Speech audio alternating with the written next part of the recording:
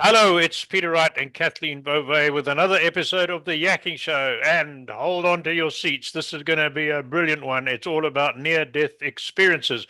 But first, let's introduce our co-host, Kathleen Beauvais. Hi, Kathleen. How are you today? Oh, Peter, I am so unbelievably excited. We had DJ Kadagian on before, and ever since we had him on, you and I, Peter, have talked about this topic more than once, several times, in fact. And we've talked about DJ, and we just couldn't wait to have him back on the show to really to do a deeper dive into this topic of near-death experience. DJ, welcome to the show. How are you? Well, I'm happy to be back again. Thank you.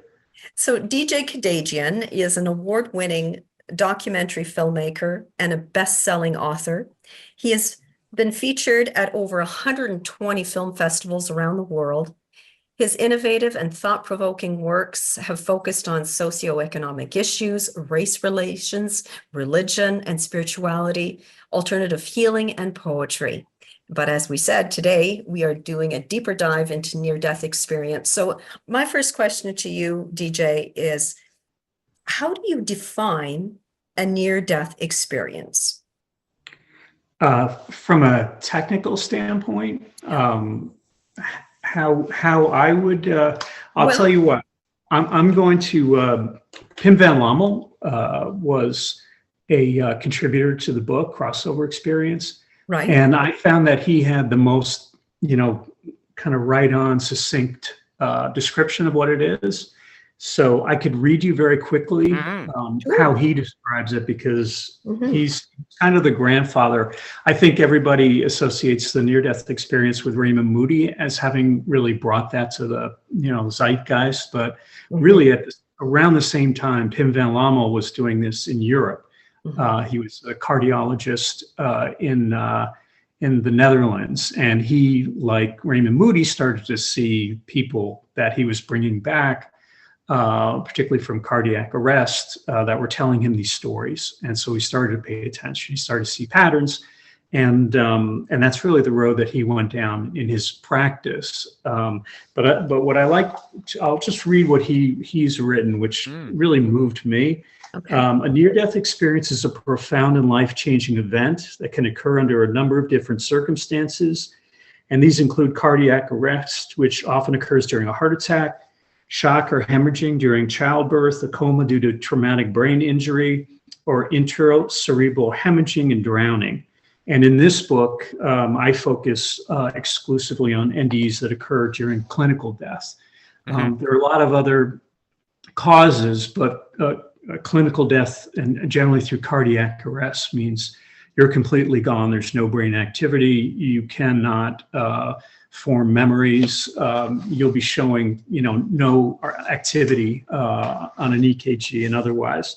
So basically what happens physically in a state of clinical death is the respiratory center near the brainstem stops functioning, and that's evidenced by cessation of breathing, of course. Blood flow to the brain stops altogether, and there's a complete loss of electrical activity in the cerebral cortex, which results in a flat EEG. All brain functioning ceases, and it becomes impossible to be conscious or to form memories. So that's technically, I think, boiled down to, what specifically is happening. And that's really what I'm looking for, that I focused on in Crossover Experiences, what I would consider, a full-blown you're completely gone. Because a lot of near-death experiences that I read about, I would say, maybe not. I'm not quite sure. Was there corroboration? Were they in a hospital setting? Were they hooked up to machines? Do we really know exactly what happened? So that's really what I focused on. I couldn't have all of them come through that way. That's not, not that it's not common, but it's certainly not as common. So I also looked and would consider near-death experiences that happen when somebody was with them, it was corroborated, and preferably somebody that had some kind of medical experience. Sure. So that's kind of the description of what a near-death experience is from a physical standpoint, how you enter into that experience. So when I think of a near-death experience, I'm thinking of someone who, as you mentioned, clinically would be dead if it weren't for medical intervention to bring them back. Correct. And that's what's so interesting is prior to their learning resuscitation techniques that could bring back people from cardiac arrest. Prior to that, in the 60s, prior to that, there was no way to bring somebody back. So now we have heard about people that had come back from being dead, but it would be almost kind of a fluke or more circumstantial, Sure. but it did happen. But after they were learned about resuscitation techniques, that's when this started to happen. And it took a while for people to say something's really, really going on here. But yes, you're correct. They have to be brought back in that kind of situation. Right, right. Something that tends to confuse the issue. Since we last spoke, I set up a Google alert for near-death experiences so that I get all the reports that come across the internet, and sometimes there's too many to handle on a given day. But there's a number of people that claim a near-death experience. Maybe they nearly did die, but they were not dead. In other words, serious car accidents, people who had heart attacks but didn't actually die, or their brain function didn't cease. Another one was on a mountaintop or something, and they thought they had no way of surviving, so they called that a near-death experience, and in some cases they claim it's altered them psychologically, altered their perception on life, but those are not near-death experiences as you're describing, correct? Well, I mean, I don't want to, blanket say that these people didn't have a near-death experience. Sometimes they say somebody that believes they're going to die has a near-death experience, or at least has a portion of one. But from my standpoint, I really I'm only interested in ones where people had a cardiac arrest and they were gone. And they were gone, sure. Yeah, I think that there are a lot of people that think they had one, but I would say they may not actually, and I don't want to say qualify as if, there's, but I've looked at, thousands of these. So I'm trying to only focus on the ones, because there's enough of them to focus on. Sure. Where I can say that the odds are very, very, clear that they were completely gone. This was an actual near-death experience. And in the book, I have some other qualifiers that I use to screen out that even further. So I would say if somebody's looking into these, if they can try to find those that are really near-death experiences that are, clinical death, corroborated. Those to me are more powerful because, I don't want to, denigrate what other people's experiences are, but at least I can say, hey, these people, I believe, really had them. And those are the ones that really blow me away, because what they're saying, they're saying is very, very, very consistent throughout. Right. You talk about thousands. How many thousands have you come across that you can identify? In terms of the ones with cardiac arrest? Yeah, the ones you would consider true near-death experiences. Well, I went through, there's a great website I might have mentioned before. It's called NDERF, and Near-Death Experience Research Foundation. And they have a database of literally thousands of people who have filled out a very, very comprehensive, really well-structured questionnaire, and they've been doing this for literally over 20 years. Wow. And so they have over 5,000 on record. And that's when I was really, diving into their database. And I think my guess is they have more like 6,000 now. Wow. So I would say between that and then just reading about these near-death experiences on my own, through other books that are out there, and watching a huge amount of the YouTube videos, which I find very interesting. I would say that that if you were to take whatever number, 1,000, so good cross section, I would say that the number that I would really look at and say I can put these, I would put these in this book. I would say maybe 10 or 15%. And when you look at those people that have cardiac arrest, well, again, these are from studies that are reputable. 15% of those who have cardiac arrest have a near-death experience. Wow. So it really gets distilled down. Yeah. And again, I'm not saying that there aren't many more. I mean, a person could have drowned somewhere, on their own and had a near-death experience, and it could very likely have occurred. But I'm really just trying to distill it down to, where I can really take their testimonials and what they're saying in there and feel like, okay, this is the real deal. But I would say, yeah, I was actually, before I came on, I was looking at some statistics because they report that there are millions worldwide who have reported near-death experiences, which is true. And they say between 4 and 10%, which would put, I forget the number, but it's something like 800 million or a billion or something like that. No, I'm sorry, it was like 600 to 800 million. Wow. I don't know if it was up as high as 10%. My feeling is personally that's a very, very high number. And that I think that, again, people that may not, we wouldn't just say cut and dry, they had a near-death experience. So in my opinion, you got to take that down. Right. And like I said, even those who have cardiac arrest that are corroborated are a much lower number. And they're 15% of the people that actually have it. So you keep whittling it down. But I do believe there are, tens of thousands of them that have had, NDEs that I would say no question. And again, not that I'm the final arbiter, but I'm just looking for a very, very tight cross section. Sure. Wow, significant number. Yeah. Yeah. It makes me wonder why some people have them and others don't. You can take two people that go into cardiac arrest. One comes out of it and saying that they've seen, and then the other person says, no, nothing's happened. No. And exactly. I've always wondered that because, okay, if these people have had a cardiac arrest and they were out for minutes, longer, how is it?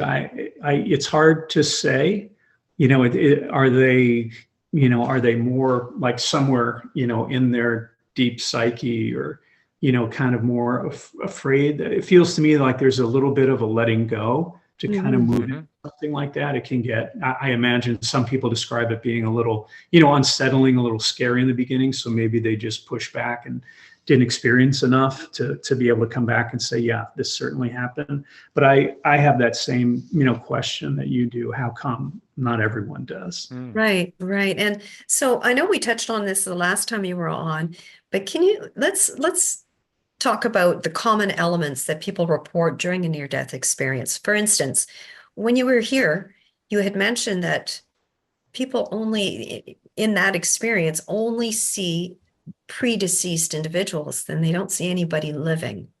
Right. So that's true. And again, that's reading thousands of these. If I came across 5 that said they saw somebody alive, that would be a high number. And it's such an outlier. I'm kind of a statistician on my other world. I'm a quantum economist, so I crunch massive amounts of numbers and creating trading programs and things like that. So that would be such an outlier that if somebody saw a UFO, that would not be included in anything I would look at. So I would say without question 100% that they see only those people that are predeceased. And in some cases, they've seen people that they didn't know that had passed away. And then they found out the person had also already passed away. So that, and what I find interesting about that is just anecdotally, when we have dreams, we probably have, we probably see people much more that are alive than are dead. And in this case, that doesn't exist at all. So a lot of times people are, trying to say, well, these people are dreaming or what have you. And there's certain things that happen in a near-death experience that are radically different. And so if you believe they were gone, if you have doubts, if you're on the fence, you look at these kinds of things and you say, okay, that's very strange. That doesn't happen in dreams. And, that's I would like to see, you'd like to go up and have these experiences and see your kids and other, but nothing like that happens. It's always people that have passed on or what they call spiritual beings. Right. And any other common elements? I Um, mean, one of the other things that really stuck out to me in what you said was that no one saw a predeceased spouse. Right. And again, that's something that to me makes these feel much, much more valid. And the reason being, if I were up in this other realm and say my wife had predeceased me, the first person I would want to see, it would be her. For sure. And, and I think there are many, many people that would feel the same. And then you have to also take into account that a very high percentage of people that have had NDEs are older. So it would be much more common because you don't have nearly as many younger people that have these cardiac arrests and so forth. And again, it would be a tremendous outlier to see anyone having seen a loved one, their wife. Now they can see you'll see very often they'll see, like if it's a young person, they'll see their grandmother. It could be they see a cousin or perhaps an uncle, but never a spouse. I find that really interesting, but at the same time, I find it, a little bit more validating because a person would really want that. And that's the first thing somebody would say that I saw if it happened. And I think what's interesting is when you hear, when you spend time listening to these lectures or conferences or read the books, nobody discusses that. And a lot of what I look for in finding patterns and understanding what's happening is, and I find that oftentimes you learn more as much from what you don't see as from what you do. And in the near-death experience community, which is a very passionate community, and they discuss these all the time, I've never heard that. And I think it's possibly because people don't want to hear that. Yeah. And in my opinion, it almost makes it, in my belief, much more believable that these NDEs are real. The things that they're accounting for are real. I do believe, and I said this last time, that this situation resolves itself because one of the common elements when you're asking would be you reach a barrier or a border and you're either invited to cross it or you're told it's not your time, you have to go back. If, we of course don't know what's happened to anybody who's crossed that border through. And my feeling is because they talk about, spirit families that you travel in and that you're learning in and so forth, that these are the people that have, you're completely tied to at a deeper level than you might ordinarily be. And my feeling is, and again, this is pure speculation, but I would think that once you cross this, you're going to something more deeper, something other. And so I don't think it's necessarily a bad thing that you're never going to see this person. I believe you'll see them in another part because they describe different parts in this realm. Very, very interesting. But again, I think the fact that they say you never see one, you never see somebody that is still alive, and you never see your spouse. Those two things to me give this whole thing a lot more weight. Yeah. Yeah. And, Wow. and what about some other common elements that, we've heard that somebody's, they see this bright light, this tunnel and the bright light, and they often see themselves outside of their own body, especially if they're on they see themselves on a gurney and they can hear what doctors are saying. Those are also quite common throughout these experiences, is it not? Yes, everything you just mentioned is, and there's a natural progression through all of these, and very, very few people have all of these experiences. But when you start putting them together, you can see very clearly that it's a very nonlinear world, but the story is linear. It tends to go through a specific path.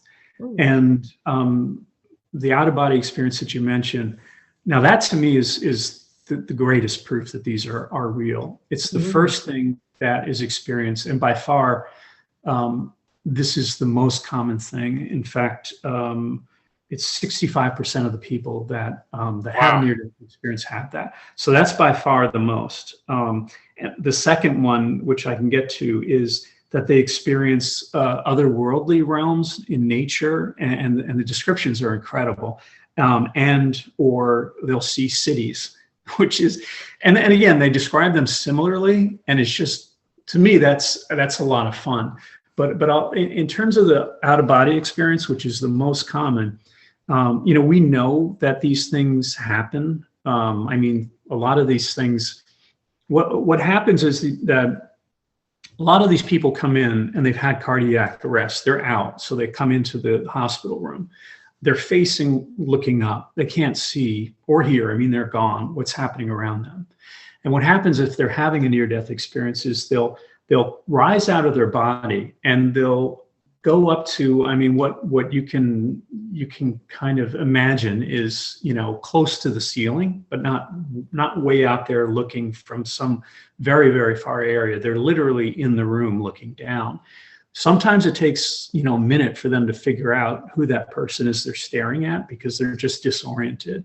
But they can say, oh, I'm in a hospital room. They're operating on somebody, and then they'll say, that's me.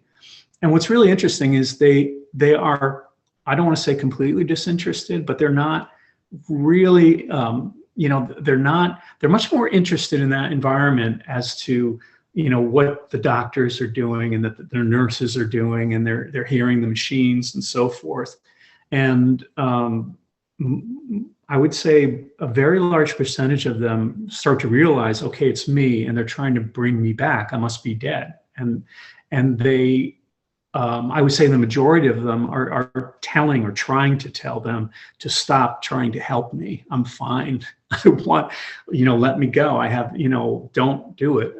Others will actually they'll kind of laugh, because they say, these people don't understand that, I don't want to be here. And why are they trying so hard? Other people feel sorry for them, like, oh, they're so concerned. And, so they're immediately, once they're out of their bodies, they become very disinterested in who, themselves.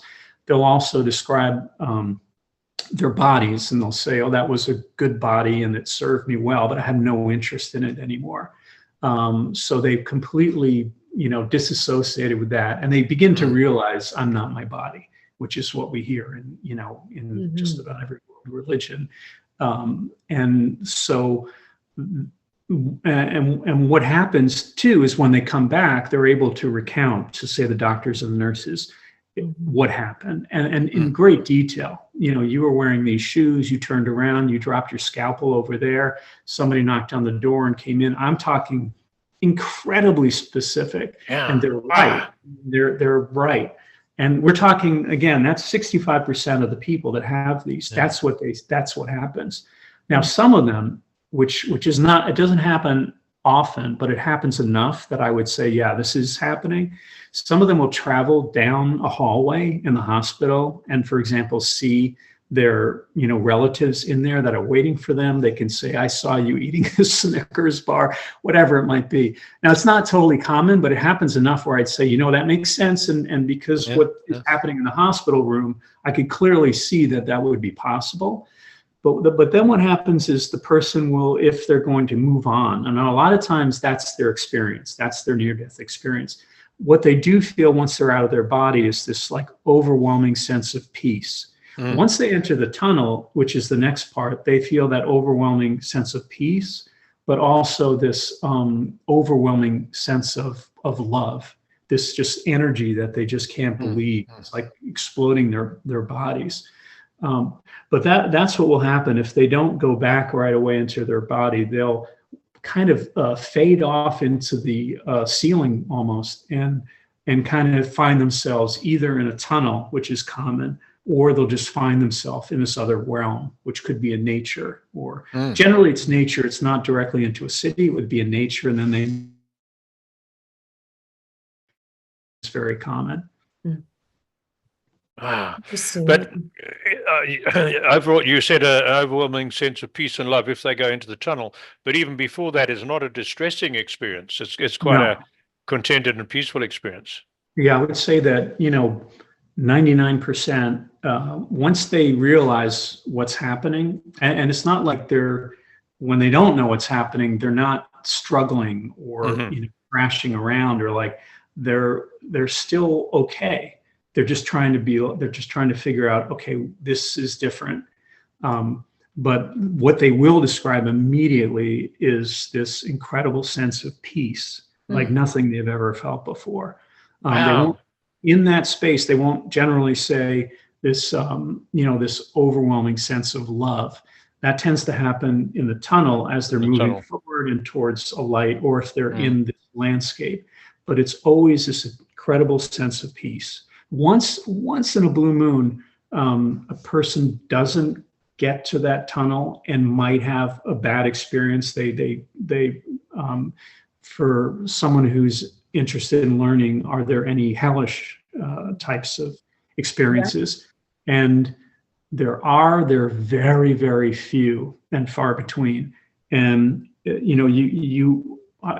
don't normally say about 1%. Now, I would assume that it might be higher, because I could see how somebody that had one of these experiences would be confused, or scared, or really wouldn't want to relive it.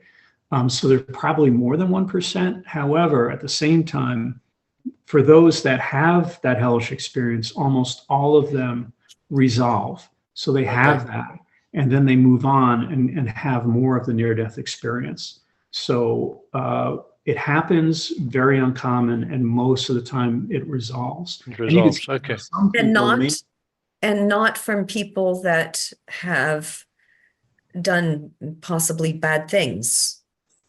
no, it doesn't seem that. I mean, my feeling, again, kind of what we discussed a little earlier, is for those people that have a lot of, maybe fear in general, just overwhelming fear, maybe as they come out or find themselves in the tunnel, or maybe you don't see it in the hospital room, but they find themselves in the tunnel, which is generally dark, and they're disoriented. And in that space, maybe they're carrying enough of the other, where they came from, that this overwhelming sense of fear might cause that. And then if they're mostly resolving, it must mean that they're getting their bearings again, and they're starting to calm down, relax, and move on. I mean, that's all that I've read about the hellish experience. I did include that in the book, and I write about it, but there was so little of it, I really didn't have much to go on. And when you say hellish experience, they see demons? Yeah, sometimes they'll hear like banging noises. They might hear, scary noises, demons, you might say. There was maybe a couple where they saw, kind of in the shadows, something that scared them. I never heard of anyone getting attacked or swallowed up or anything like that. So it was very frightening, but nothing ever happened. They were never attacked or anything like that. But again, it was so uncommon. I really don't have enough of a sampling to say, that's never happened before. But it would be very, very out of the box kind of thing. Right. Wow. So do any people having these experiences recount seeing God or Jesus or any other spiritual being? Very, very many. Many. So 38% say that they saw deceased loved ones, and 51% that they met spiritual beings. Wow. So it's extremely high. Most of the time when somebody crosses over there, they see something. They're not alone, generally speaking. If they don't see family, they'll generally see a spiritual being. A lot of times a spiritual being will be a guide that will kind of guide them through. They'll generally guide them through some type of environment, and quite often to have a life review, which I can describe. But in terms of seeing God, it's definitely not uncommon.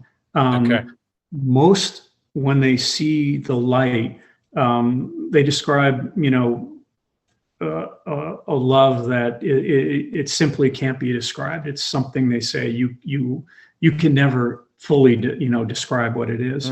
And most often there's a sense that that is God. Okay. So now they don't say Christian God or what have Sure. you, but it sounds like what, at least what we in the West would consider to be God. And most of these NDEs are that I've spent time are, American, Sure. Anglo mostly. Right. So Now, there's that. But just, I think as importantly is a lot of people describe meeting Jesus, whether they're Christian or not, and they know it's him. Really? Now they see him. He's not generally a light figure. He isn't. Whereas God is, you don't actually see a person. You'll see the light, and you know that this is an unbelievably powerful presence. They right. say the light is, you would describe it as blinding, but it doesn't hurt your eyes. And Right. it's just permeating with love. But with Jesus, you see him, they recognize him, and he's often described, the very same way. And with him, it's this incredible sense of peace and love, total connectedness. They feel like he's just with them. He's paying attention to just with them. What I like a lot is they most often describe him as having a good sense of humor, which again is not something you would normally bring up. No, Like, oh yeah, Tom, no. and he was laughing. He laughed at my jokes. Well, that's common. So which you would expect, of course. I would have hoped, but from what you read, in the Gospels and such, it's kind of what I find really interesting. In fact, I'm just finishing a book about Jesus called Portrait of a Radical, and it's based on my first film, which was called Portrait of a Radical, and and the Jesus movement. And what always, I didn't grow up in the church. My parents were atheists. I grew up going to a lot of the churches and cathedrals in Europe where my father lived, and basically Old Testament art, just scary, the gargoyles. So that was my impression. And then I went to church for a little while because I met the pastor to get married, and they kind of rope you in. So Yeah. And again, I got this message that it was kind of a disconnect. It couldn't be this kind of really somber, heavy kind of. And one of the things that I found interesting are these stories where people were so, pressed up against each other and trying to get closer to listen to them, for example, during Sermon on the Mount, or in other things where, on one occasion you had to, get in a boat, move it offshore so you could talk. And you can't tell me that, that he was frightening or somber or, kind of a bummer to be around. So when you see people flocking to somebody with that much passion, then when you're having this near-death experience and you see the energy and the good-naturedness, then you're like, okay, that makes a lot of sense to me. So that was always really, really, for me, very interesting to see. And the last thing I'll say, because it's not religious in any way. Right. So when these people, a really interesting study, and I took all the major studies that were done for the near-death experience, subjective and retrospective. I'm sorry, prospective and retrospective. And then I consolidated them all and kind of came up with a weighted average of what these, and one area that they looked at was religion, and how did people that were very religious and how did atheists kind of react to the whole thing. And what they found was that those people that were atheists, after their experience, particularly if they saw, God or Jesus, became more spiritual, but not religious. And those that were very, very religious, like strict religion, became less religious and more spiritual. So all these people just kind of moved together. When they had this experience. So it wasn't about religion at all. It was about this, this presence that they experienced that changed them. And these spiritual beings that they say that they've encountered, are they all in physical form? And how do they know they're spiritual beings? How do they know that they're guides or angels? They often, not always, but they often, well, certainly they all have this presence and this, they would describe them as very powerful spiritual beings. And oftentimes they describe them as being very tall. A lot of people do. So I don't know how to interpret that, because when they describe Jesus, they describe him as being very much their experience as human. And another interesting thing was in the book and the film I did on Jesus is that the most common term he used for himself was Son of Man, not Son of God. He never said worship. He said, follow me. So it kind of makes sense. When he was there, they all saw him in a kind of a human form.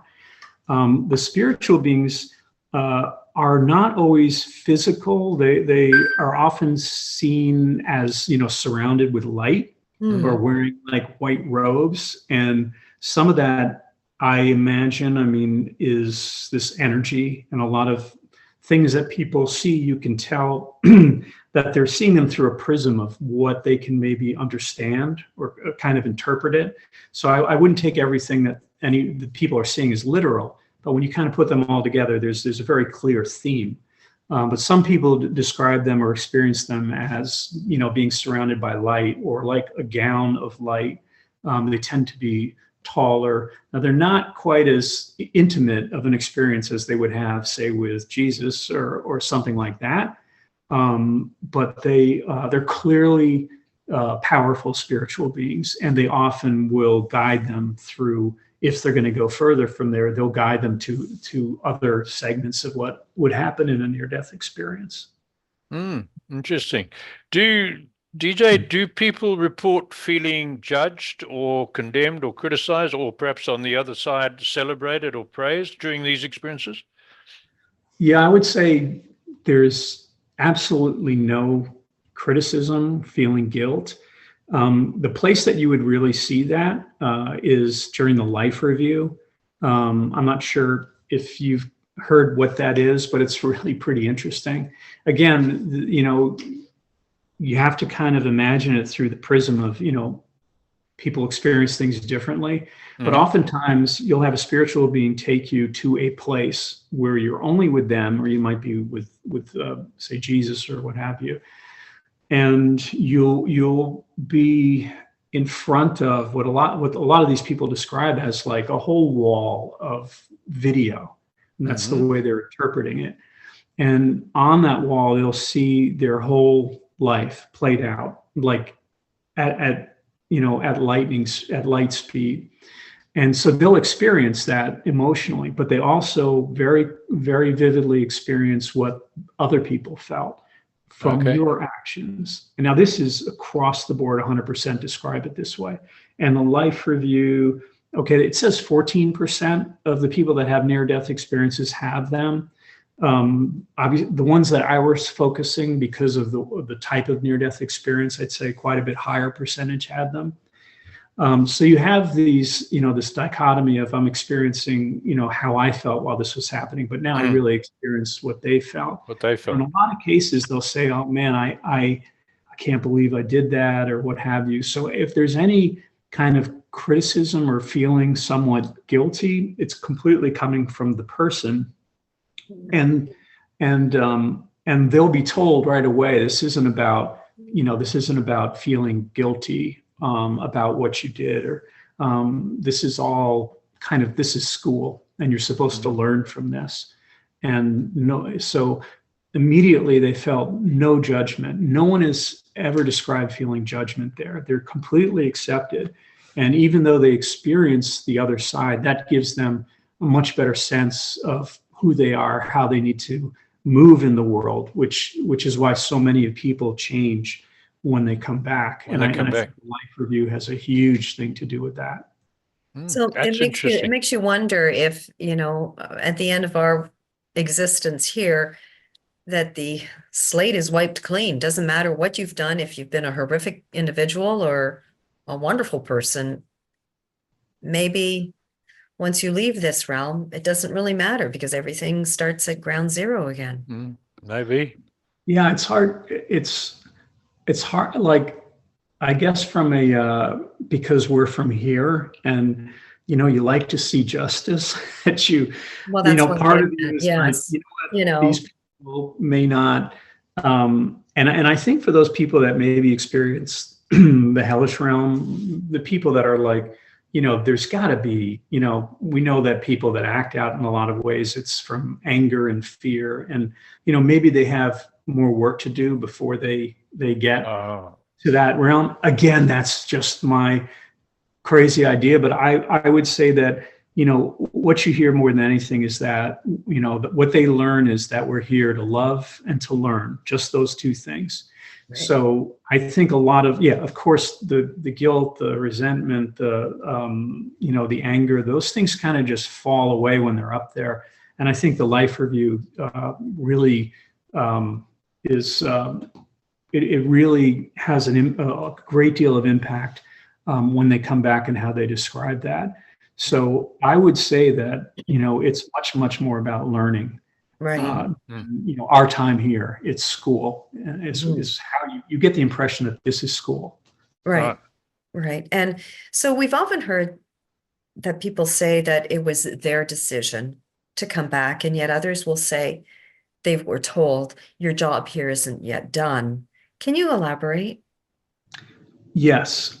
So when I described how they reached, a border's reached, or, it could be physical, or it could be the person that they're with saying, you must go back.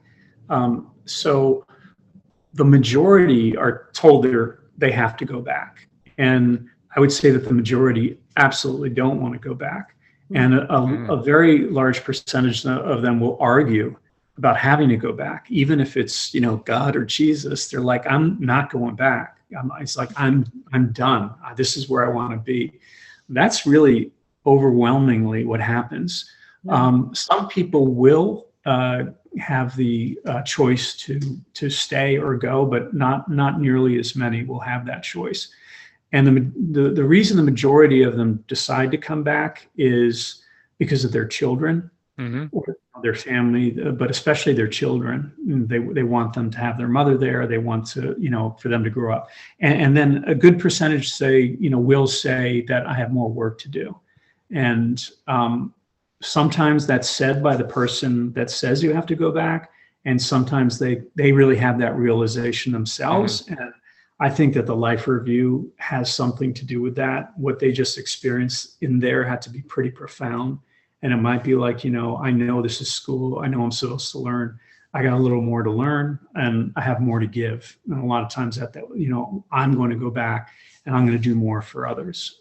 So you get a lot of that. Interesting.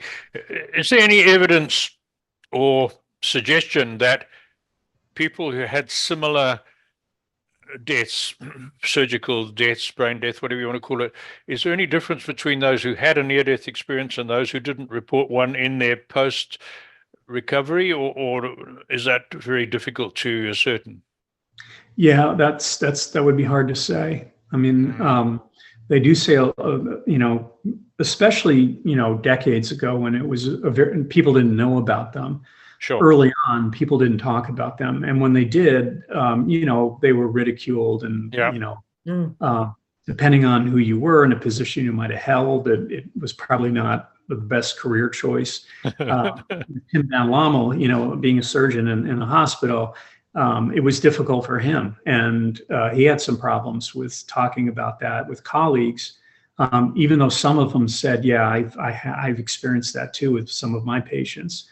And so he just kind of fell away from, being a doctor in that sense. But it's, I can't say, but I'm certain that there's a lot of people that had that experience, and they may not want to say it because they don't want to have that kind of, the ridicule. People won't believe them. And maybe some of them feel like, it was such a personal religious experience. I really, it was something that I needed to experience, and I'm not gonna kind of put it out there. So interesting. Has anyone come back and seen a past life, or even seen a future life? Has that you hear about that a lot, that people are more tuned in to the more would say that they're more sensitive to other people. They feel more connected. They can, and again, I think maybe what they experienced in the life review would kind of maybe prepare you for that. They say they're much more intuitive. There aren't really any studies that would say, okay, we're taking, you'd have to do something like we're going to take, 500 people that had near-death experience and 500 who didn't, and kind of do that kind of a test, similar test to see. I've never heard of anything like that done. So without having something, very, kind of controlled like that, I couldn't speculate. I don't know. Okay. DJ, have you come across any cases where people have been in a long-term coma and only kept alive by ventilators, stimulation, electronics, whatever? In other words, if those machines were switched off, they would definitely be clinically dead. Been in that state for an extended time, and we hear of people in comas for months and then wake up. Have any of them recounted near-death experiences? I have, I don't know that I ever heard of one. So I would say that would be extremely rare, which is interesting, because you'd say, okay, they're out for, quite a bit of time, but it's very, very rare. Now, what you will hear on the flip side is that when people are in that realm and come back, many of them will say, I felt like I lived a life over there. I felt like I was there for years or months, days. So there's a loss of, there is some loss of a sense of time. And something I find, I'm probably going to write this book, but I'm very interested in quantum physics. And there are a lot of things in the quantum realm that explain, that are, go hand in hand with what's being described in these near-death experiences. And so what I want to do is kind of see where there is that crossover between the two. And one of those actually is something called block time, and how past, present, and future are one. They're literally one and the same. And that's what you hear all the time about how people experience time over there. Everything was happening all at once. It was past, present, and future. And what's interesting, I try to do this once in a while, is to try and understand this. So I try and imagine that, and I just cannot wrap my head around it. It's just, and so many times they'll say, you can't put into words what was happening over there. And time is one of them. The overwhelming sense of peace and love. They said you can't describe it. It just can't be described in words. So but time is one of those things. So where somebody, whether they were out for a minute or an hour and came back, they could have had some massive difference in the amount of time they experienced over there. But in terms of people that have had coma, it's extremely rare. That I haven't really seen anything like that. Okay. Right. Just wondered. Interesting. Right. Well, DJ, we are running low on time here, and it's too bad because we could go on and keep talking for, I think, another couple of hours. That's for sure. Can you tell us a little bit about your books and how people could contact you? Sure. The book Crossover Experience is about the near-death experience. And I had contributions from Pim van Lommel, who is kind of my hero in the field, and I'd recommend any book he's written. And you can get my book on Amazon or where have you. And there's a really good website that I built. The site is www.crossoverexperience.com. And there's a tremendous amount of research. There's a ton of links to what I would consider to be really great testimonials. And so I would spend a little bit of time on there. Excuse me. I released another book not too long ago called Rumi for Kids and the Young at Heart, which is about poetry. And I'm about to release actually another book, Portrait of a Radical, the Jesus Movement. And it looks it's a non-religious look at his life. I was very interested in, that he was subversive and that it was a movement, not a religion. And so it took all these interviews that I did 20 years ago with some amazing thinkers, theologians. Houston Smith, you may have heard of. He's when you produce a film, you use very little of all the interviews. So I took all the transcripts and I created a book from them, which I found really fascinating. So that's going to be out in a couple of months. Excellent. And I've got to say to our audience, first of all, that these links will all be in the descriptions in both video and audio, whatever platform you watch or listen to it on. And secondly, both Kathleen and I have spent quite a lot of time on that website of DJs, and it's absolutely fascinating. I could sit there all day and read some of those testimonials. So we have to discipline ourselves not to read too much at a time. But it is hard. It is hard. And it's certainly, as I mentioned earlier, it's awakened in us a curiosity. And I've put this alert on Google. I have to sift through a lot of chaff to find a little bit of wheat, but there's some amazing stories that come through on that. So it really is a fascinating topic. And for any in the audience, any of you listening or watching, if you want to know more, go to DJ's website and start there. That's the best place to start. So for me, thanks very much, DJ. Back to you, Thanks Kathleen. for having me again. I appreciate it. Oh, we're thrilled to have you back, DJ. And I'm sure we're going to have you back again sometimes again in the future, because we could keep going and going. And for those of you tuning in, please, there'll be a link to DJ's first interview with us. And we would urge you to watch that one as well. But thank you so much for tuning in to our show. If anyone is interested in being a guest on our show, we invite you to visit us at theyakkingshow.com. All you need to do is click on the contacts tab, where you will find a short application form. And we'd love to hear from you. So until next time, take care, everyone. Bye-bye. Goodbye.